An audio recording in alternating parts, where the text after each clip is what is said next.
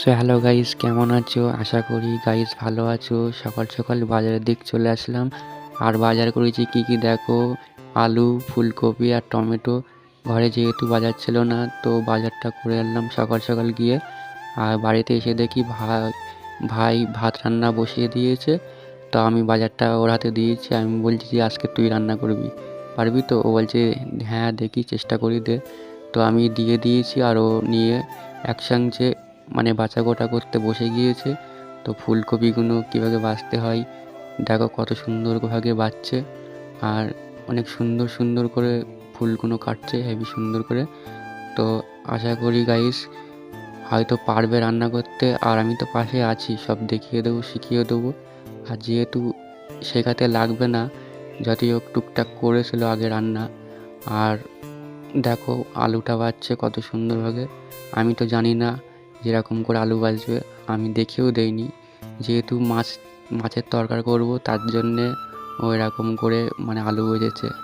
আর তার আগে ভাতটা হয়ে গিয়েছে, তো ভাতটা নামিয়ে ফেলেছে দেখো। এরপরে কড়াইতে তেলটা দিয়ে দিয়েছে। তেলটা একটু আওয়াজ করছে, তো ওর জন্য এরকম ভয় পাচ্ছে। তো মাছগুলো আস্তে আস্তে করে ছাড়ছে দেখো। যেহেতু ভাজা ছিল কালকের, আজকে একটু ভালো করে একটু ভেজে নিচ্ছে, গরম করে নিচ্ছে। আর ভয় পাচ্ছে যাতে তেল যাতে ছিটকে আসে কিনা, তো ভয় পাচ্ছে দেখো। আর ওর মাছ ভাজা হয়ে গিয়েছে দেখো, মাছ তুলতে পারছে না, আবার তুলছে, তো তুলে ফেলেছে দেখো। এবার সব কিছু তেলের ওপর পেঁয়াজ ট্যাঁয়াজ দিয়ে ভাজছে, ভাজা করছে দেখো কত সুন্দর। আর এখানে একটু টমেটো কুচি ছিল, সেই টমেটোও দিয়ে দিয়েছে। আর রান্নাটা খুবই মনে হচ্ছে সুন্দর হবে। যতই হোক আজকের ভাইয়ের হাতে রান্না খাবো, কেমন করে করে দেখি। আর তোমরাও দেখো। আর দেখো কত সুন্দর করে এরকম করছে। একটা টমেটো আস্তফানা হয়ে গিয়েছে, তো তো খুন্তি দিয়ে এরকম করছে যাতে একটু গলে যায়। আর একটু লবণটা কম ছিল, বাড়িতে আনা ছিল, তো লবণটা কোটোর মধ্যেই ঢেলে নিয়েছি। তারপরে ও দিয়ে দিয়েছে নুন লবণটা দেখো কত সুন্দরভাবে। আর ফুলকপি আর আলু বাছা ছিল, সেটাই দিয়ে দিচ্ছে, দিয়ে এবার নাড়াচাড়া করছে।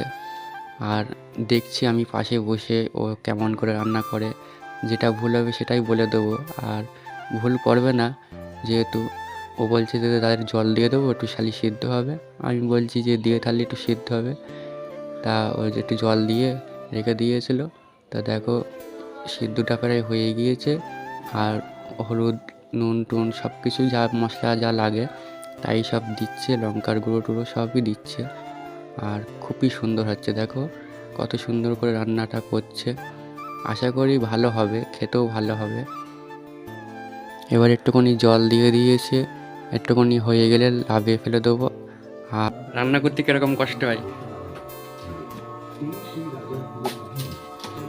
যাই হোক গাইস, মুখের স্বাদের চাইতে মনের স্বাদটা অনেক বড়। রান্নাটা করেছে দেখো কত সুন্দরভাবে। তরকারিটা হয়ে যাওয়ার মতন হয়েছে, তো মাছটা দিয়ে দিয়েছে, ও মাছটা দিয়ে চলে গিয়েছে। তা আমি তরকারিটা হয়ে গিয়েছে, আমি লাভিয়ে ফেললাম। তো লাভিয়ে ফেলার পরে দেখো কত সুন্দর হয়েছে। আশা করি খুবই ভালো হয়েছে মনে হচ্ছে। তো আমরা দু ভাই একসাথে খেতে বসে পড়েছি। তো ওর আগে তরকারিটা দিয়ে নিয়েছি, এরপর আমি তরকারিটা নিয়ে খাবো। আর সত্যি কথা বলতে গাইস, মুখের স্বাদের চাইতে মনের স্বাদটাই অনেক বড়। এই যে যে বলেছি রান্না করতে বসেছে, তো খুবই সুন্দর লাগছে। তা লাইক করবে, শেয়ার